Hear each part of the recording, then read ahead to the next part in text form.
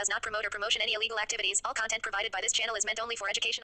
কলকাতার পর এবার কোচবিহারের মাথাভাঙ্গায় পোস্টার, বাংলায় বিকল্প রাজনীতি লেখায় পোস্টার জাগিরে চাঞ্চল্য রাজনৈতিক মহলে।